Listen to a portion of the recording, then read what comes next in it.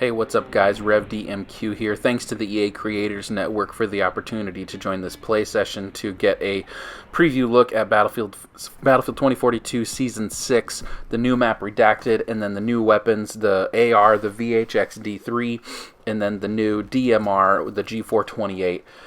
There's a lot in Season 6, and at this point, I'm just glad we have a Season 6. I don't think we anticipated the content coming this far into the lifespan of 2042. And I'll say I've been pleasantly surprised that as new content releases, it just seems to get better and better and better. And I think that Redacted might be the creme de la creme. This map felt fun. We played Conquest and TDM. Don't really care about TDM generally, and this map played very well on Conquest. There is a breakthrough variation that we did not get to play in this playtest, but it is a linear map a la Metro Locker. No vehicles. This is a meat grinder. This is what so many of you have been wanting for a long time. And I'll be honest, typically the meat grinders are not my favorite kind of maps.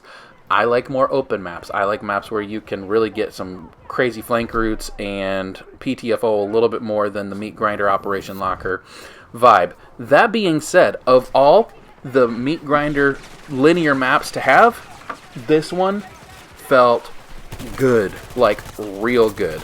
There are 4 capture points and there are 2 biomes.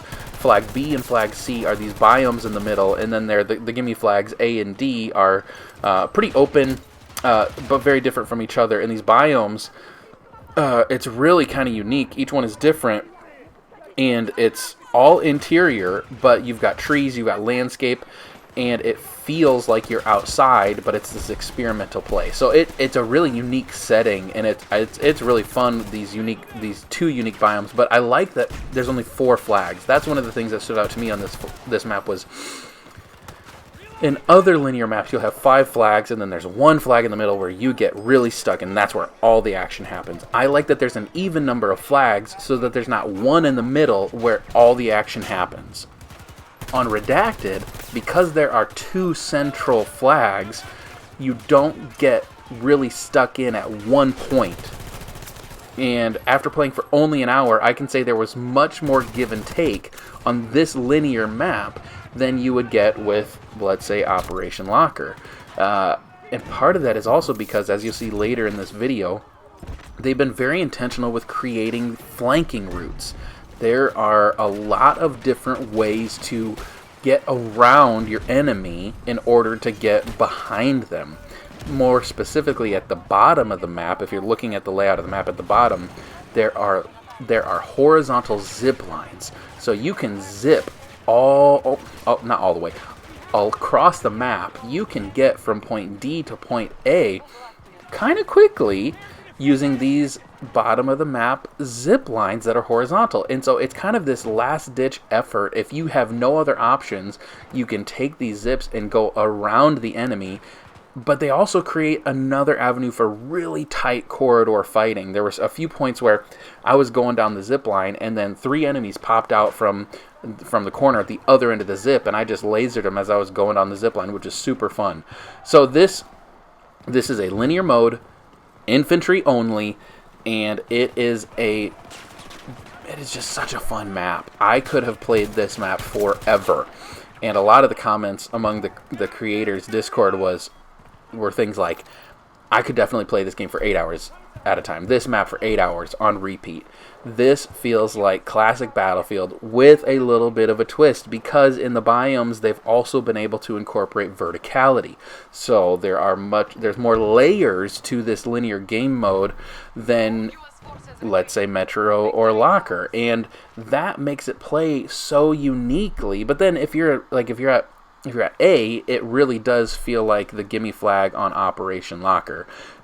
It's reminiscent, but then there are more avenues to pursue, which feels super fun. So it's not only that you can flank by going around, let's say on that zip line in the bottom, you can also flank by going up and over using the verticality within the biomes.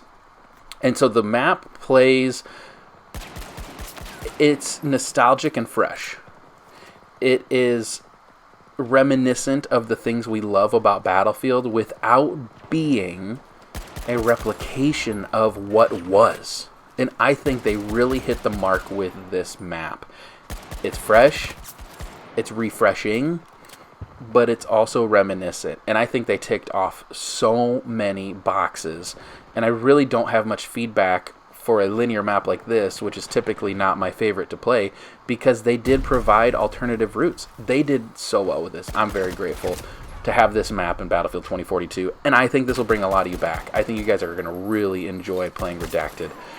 Now onto the weapons. There are 2 new weapons. There was the new AR, the VHX D3, and then there was the new DMR, which is the G428, which also can have a full auto mode. I didn't play it full auto. I just tried it as a DMR, but maybe Flack is going to mention this, but Flackfire commented that it was really chuggy when you played with the G428 in full auto. And he said it felt like the BAR. So that could be really fun in full auto mode. As a DMR, the G428 played really well. I liked it. Folks who are more precision players are really gonna like it. I got killed by Fireborn, who is just a beast with snipers and DMRs, and I was just like, it's not fair that Fire gets this weapon because he will destroy all of us with a high accurate, just incredibly strong DMR.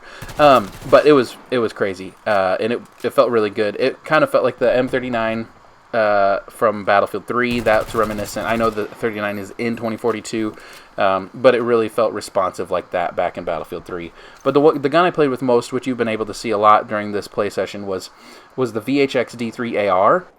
This AR is a close to medium range assault rifle, and it felt good. It felt unique. It didn't feel like everything else in Battlefield. You can kind of see how the gun plays. I felt like it was more accurate in burst mode, and I could utilize it better in burst mode until I switched the attachments. And that's the big thing I want to say about the VHX, is that it really did feel versatile. Sometimes I feel like changing the attachments in Battlefield 2042 has not necessarily made the guns feel different. Like, you're going to use an AR. It's going to be, if you change the attachments on an AR, it's going to be an AR. It's always going to be an AR. But I felt like with the VHX, you could switch up the attachments, putting on a silence, a red dot sight, and a laser sight. It really felt like it was close quarters, and the rate of fire was really fast, and it felt like it was just really quick. It felt closer to an SMG. But then when I switched out the attachments for a long barrel, a foregrip, and a 2x scope, then it felt more chuggy, and it felt more powerful, and like it was really punching. And so I was really surprised to see that much versatility in this weapon, and I think you can modify this weapon for your engagement. You could really use the attachment tree to your favor with the VHX, unlike some of the other weapons in Battlefield. So I think they did a good job incorporating this weapon as well. I think this is something that a lot of folks will enjoy using, and it's the type of stuff that I was really hoping to see from the beginning with the new attachment tree. So these are my initial thoughts, and there's been gameplay going on in the background. I would love to know what you think about Redacted, on what they're going to, what you're going to be able to do in this map. Leave a comment, leave a like, subscribe to the channel. Let me know your thoughts down below, and I will catch you guys in the next one. Grace and peace.